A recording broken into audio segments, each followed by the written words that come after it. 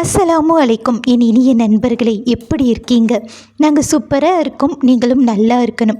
Welcome to my vlogs Tamil channel. இந்த video பார்த்திங்கன்னா விநாயகர் சதுர்த்தி அன்னைக்கு எடுத்தது. ஒரு மார்னிங்லேருந்து ஈவினிங் ரொட்டீன் தான் இந்த வீடியோவில் நம்ம பார்க்க போகிறோம். கண்டிப்பாக யூஸ்ஃபுல்லாக இருக்கும். ஸ்கிப் பண்ணாமல் பாருங்கள். வீடியோக்குள்ளே போகலாமா? காலையில் எழுந்திரிச்ச உடனே நம்மளுடைய வேலைகள்லாம் முடிச்சிட்டும் பிரேக்ஃபாஸ்ட் ரெடி பண்ணுறதுக்கு வந்தாச்சும். ஹஸ்பண்ட் வீட்டில் தான் இருக்காங்க. ஸோ பொறுமையாகவே தான் ஸ்டார்ட் பண்ணேன். ஆனால் 8:30 மணிக்குள்ளே முடிச்சிட்டேன். இன்றைக்கி நம்ம வீட்டில் பிரேக்ஃபாஸ்ட் என்ன அப்படின்னா, சிம்பிளாக இட்லி ஊற்றி கார சட்னி தான். நம்ம வழக்கமாக எல்லாருமே எப்படி கார சட்னி வைப்போம்? வெங்காயம், தக்காளி, காஞ்ச மிளகா போட்டு எண்ணெயில் வதக்கிட்டும் அரைச்சிப்போம். சில பேர் தேங்காய் போடுவோம், சில பேர் தேங்காய் போட மாட்டோம். இந்த மாதிரி தான் நம்ம அரைப்போம். இது கூடவே நீங்கள் ஒரு கொத்து கருவேப்பிலை போட்டு வதக்கி அரைச்சி பாருங்கள். டேஸ்ட்டும் சூப்பராக இருக்கும். அதே நேரத்தில் ரொம்ப ஹெல்த்தியானதும் கூட. நீங்கள் தேங்காய் போடுறீங்களோ தேங்காய் போடாமல் செய்கிறீங்களோ, எப்படி செஞ்சாலும் கூடவே ஒரு கொத்து கருவேப்பிலை சேர்த்து பாருங்கள். டேஸ்ட்டு நல்லா இருக்கும்.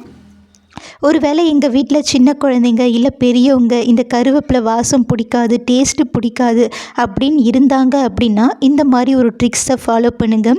முதல்ல வெங்காயம், தக்காளி, காஞ்ச மிளகா, தேங்காய் போடுறதா இருந்தால் போடுங்க. இல்லைன்னா அது கூட பார்த்திங்கன்னா ஒரு 4 கருவேப்பிலையை முதல்ல சேர்த்து அரைச்சிக்கோங்க.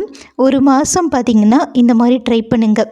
4 கருவேப்பிலை 5 கருவேப்பிலை சேர்க்கும் போதும் அந்த அளவுக்கு பார்த்திங்கன்னா இதனுடைய டேஸ்ட்டு அவங்களுக்கு டிஃப்ரெண்ட் தெரியாது.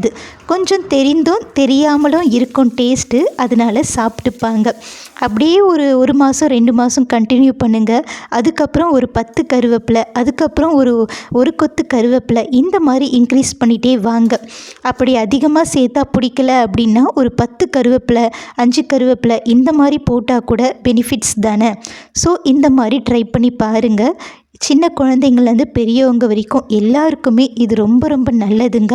அதுவும் காலையில் நேரத்தில் இந்த மாதிரி நம்ம கொடுக்கும்போதும் ஏதோ நம்ம உங்களுக்கு ஒரு வேலையாவது ஹெல்த்தியாக செஞ்சோமே அப்படின்ற மாதிரி ஒரு திருப்தி நமக்கு கிடைக்கும். ஸோ ட்ரை பண்ணி பாருங்கள்.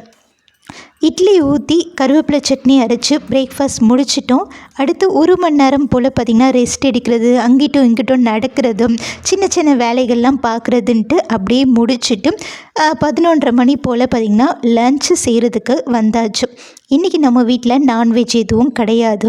ஏன்னா எங்கள் ஊர் கிராமம் தான். ஸோ விநாயகர் சதுர்த்தி அப்படின்லாம் இருந்தால் கண்டிப்பாக நான்வெஜ் விற்க மாட்டாங்க.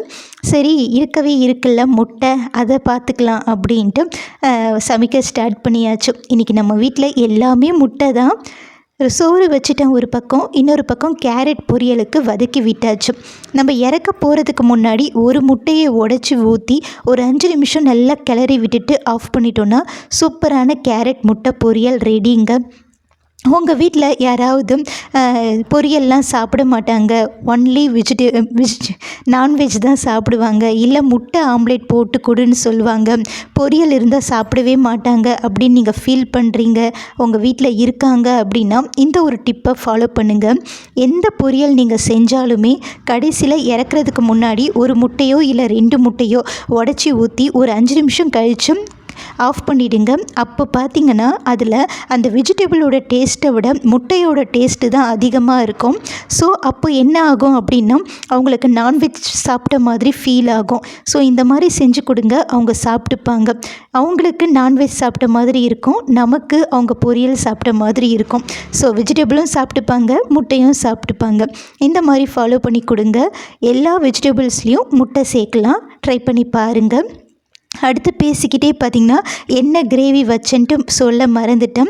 நம்ம வீட்டில் முட்டை முருங்கைக்காய் போட்டு ஒரு கிரேவி தான். இதுக்குள்ளே சிக்கன் இருக்கா மட்டன் இருக்கான்னு தேடுவாங்க, அந்த அளவுக்கு இருக்கும் டேஸ்ட்டு. ரெடி பண்ணியாச்சும். ரெடி பண்ணிவிட்டு பார்த்திங்கன்னா கொஞ்சம் பால் மீதி இருந்தது. அந்த பாலை வேஸ்ட்டாக்க வேணாமே அப்படின்ட்டு அது பன்னீர் தான் செஞ்சிட்ருக்காங்க. எல்லாருக்குமே தெரிஞ்சிருக்கும் இந்த ரெசிபி.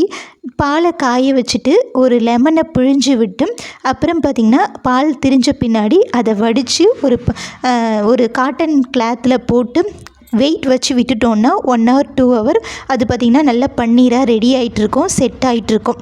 அப்புறம் பார்க்கலாம். அதுக்கு முன்னாடி நம்ம சாப்பிட்டுடலாம். சூப்பரான கேரட் முட்டை பொரியல் கண்டிப்பாக ட்ரை பண்ணி பாருங்கள். முட்டை போட்டு எல்லோரும் சாப்பிடுவாங்க. டேஸ்ட்டு சூப்பராக இருக்குன்ட்டு உங்களையும் பாராட்டுவாங்க. அப்புறம் பார்த்திங்கன்னா சோறு, முருங்கைக்காய் முட்டை குழம்பு வச்சு நல்லா திருப்தியாக 2 பேருமே சாப்பிட்டு முடிச்சிட்டோங்க. சாப்பிட்டு முடிச்சுட்டு அப்புறம் என்ன கையோட இருக்கிற பாத்திரத்தை எல்லாம் வாஷ் பண்ணி வச்சாச்சு. கூடவே பார்த்திங்கன்னா இந்த கவுண்டர் டாப்பு கீழே நம்ம அரிசி பாத்திரம்லாம் போட்டு வைப்போம்ல, அந்த பக்கெட்டையும் இன்றைக்கி பார்த்திங்கன்னா நான் வாஷ் பண்ணி வச்சுட்டேங்க. ரொம்ப நாளாக வாஷ் பண்ணணும்னு பார்த்துட்டே இருந்தேன். ஸோ இது வந்து ரேஷன் அரிசி போடுற பக்கெட்டு தான். ரேஷன் அரிசி வாங்கிட்டு வந்தது ஃப்ரெஷ்ஷாக இருக்குது, இன்னும் இதில் போடலை. பழைய அரிசி காலி பண்ணிட்டு தான் போடணும் அப்படின்ட்டு வெயிட் பண்ணிகிட்டு இருந்தேன். இப்போ காலி ஆகிடுச்சு. 2த்தையும் வாஷ் பண்ணிடலான்ட்டு வாஷ் பண்ணிகிட்ருக்கேன். இந்த ஸ்கை ப்ளூ கலர் பக்கெட் வந்து எங்கள் மாமியார் கொடுத்தது. பட் அந்த பிங்க் கலர் பக்கெட் பார்த்திங்கன்னா எங்களுக்கு ரொம்ப ஒரு கனெக்டிவானதுங்க. ரொம்ப ரொம்ப எமோஷ்னலானதும் கூட. ஏன்னா நாங்கள் ஃபஸ்ட்டு கல்யாணம் முடித்து ஒரு 1 இயர் கழித்து சென்னைக்கு நாங்கள் 2 பேருமே தனியாக போகும்போது அப்போ நாங்கள் வாங்கின பக்கெட்டு தான் அது. கிட்டத்தட்ட பார்த்திங்கன்னா ஒரு 7-8 வருஷம் ஆகுது அந்த பக்கெட்டுக்கு வயசும். ஒரு 130 ரூபா அப்படின்ட்டு நாங்கள் 2 பேரும் வாங்கினோம். இது தான் பார்த்திங்கன்னா ரொம்ப நாளாக நாங்கள் முதல்ல கிராசரி போடுறது, அரிசி போடுறது, இப்போ ரேஷன் அரிசி போடுறதுன்ட்டு வந்து நிற்குது. இது பார்த்திங்கன்னா நான் வாஷ் பண்ணிகிட்டே இருக்கும்போது தான் நினச்சேன் ரொம்ப நாளாக இருக்கே அப்படின்ட்டு. பட் பார்த்தா தான் தெரியுதுங்க, லைட்டாக விரிசலாக வீரல் விட்ட மாதிரி இருக்குது. கொஞ்சம் நம்ம அழுத்தி பிடிச்சாலுமே கூடிய சீக்கிரத்தில் அது டப்புன்னு உடஞ்சிடும். அதுக்குள்ளே இருக்க குட்டி குட்டி பிளாஸ்டிக் துகள்கள் வந்து அப்படியே நம்ம உள்ளே ஏதாச்சும் அரிசி போட்டு வச்சோம் அப்படின்னா அதில் விழுந்துடும். நம்மளால் கண்டும் பிடிக்க முடியாது. உள்ள பிளாஸ்டிக் இருக்குது, சின்னதாக குட்டி குட்டியாக இருக்குது அப்படின்ட்டு அது பிரிக்கவும் முடியாது. நல்ல வேலை இன்றைக்கி வாஷ் பண்ணதால் அது மெலிசாக வீரல் விட்டுருக்க மாதிரி கோடாக எனக்கு தெரிஞ்சது. சரி இனிமேல் இதை யூஸ் பண்ண வேணாம், தூக்கி வச்சிடலான்ட்டு நினச்சேங்க. பட் ரொம்ப எமோஷ்னலாக இருந்தது இதை வாஷ் பண்ணும்போது. ஏன்னா ஒன்றுமே தெரியாமல் ஒன்றுமே புரியாமல் நம்ம லைஃப் ஸ்டார்ட் பண்ணுவோம்ல ஃபஸ்ட்டு. அப்போ நம்ம வாங்குகிற எல்லாமே பார்த்திங்கன்னா அப்போ நம்மளுக்கு பெருசாக தெரியாது. போக போக நம்ம அதை வந்து பார்த்துட்டே இருக்கும்போது தான் இதுதான் ஃபஸ்ட்டு வாங்கினோம்ல அப்படின்ற மாதிரி முதல் எந்த ஒரு விஷயத்தை நம்ம ஆரம்பிக்கும் போதும் அது வந்து பார்த்திங்கன்னா கடைசி வரைக்கும் நம்ம மனசில் இருந்துக்கிட்டே இருக்கும். அதுக்கப்புறம் 1000 விஷயம் வரலாம் போகலாம். பட் முதல்ல ஸ்டார்ட் பண்ணுற எல்லா விஷயத்துக்குமே ஒரு பெரிய மதிப்பும் மரியாதையும் இருக்குங்க. அது உண்மை தானே? அது சின்ன பொருளாக இருந்தாலும் சரி, பெரிய பொருளாக இருந்தாலும் சரி, மனுஷங்களாக இருந்தாலும் சரி. அடுத்து பார்த்திங்கன்னா கீழே இருந்த கவுண்டர் டாப்புக்கு கீழே இருந்த சாப்பாட்டு போட்டு வைக்கிற ட்ரம்மு, அப்புறமேட்டு அந்த ரேஷன் அரிசி போட்டு வைக்கிற பக்கெட் எல்லாமே வாஷ் பண்ணி எடுத்து வச்சுட்டேன்.